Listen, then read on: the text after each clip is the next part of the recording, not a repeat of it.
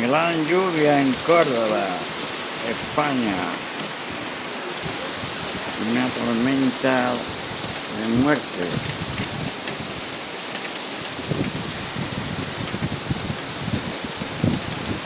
Ahora son las 7 de la tarde. Esto ya no es normal. No puedo ni grabar.